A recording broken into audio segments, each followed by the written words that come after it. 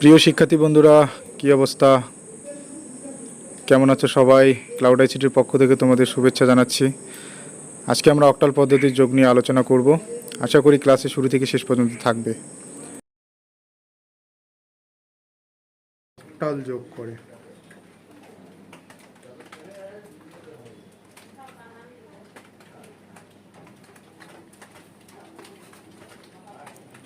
ঠিক আছে,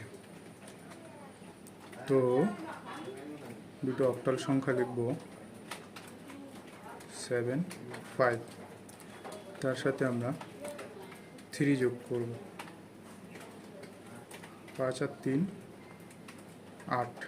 অক্টাল সংখ্যার বেজ হচ্ছে 8, বেজ মিলে গেছে এই জন্য 0, হাতে হলো 1। 7 আর 1 হচ্ছে হাতের 1 মিলে হচ্ছে 8, আবার বেজ মিলে গেছে আবার 0, আবার হাতের 1। অর্থাৎ আমরা যদি ডেসিমেল যোগ দেখি,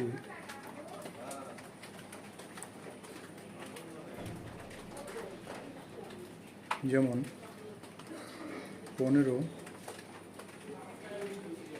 আর 5 যদি যোগ করি, 5 আর 5 10-এর 0। কেন? কারণ বেজ মিলে গেছে।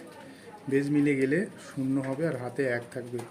সেই 1 আর এই 1 2 বেজের মধ্যে, মানে 10-এর মধ্যে, 10 0 থেকে 9-এর মধ্যে বৈধ ডিজিট, এই জন্য এখানে 2 বসবে।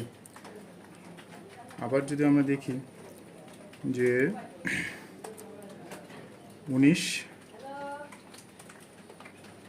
199-এর সাথে যদি আমরা 8 যোগ করি, 8 আর 9 হচ্ছে 17। 17 0 থেকে 9-এর মধ্যে কোনো বৈধ ডিজিট নয়, সুতরাং আমার বেজের থেকে 7 বেশি, এই জন্য 7।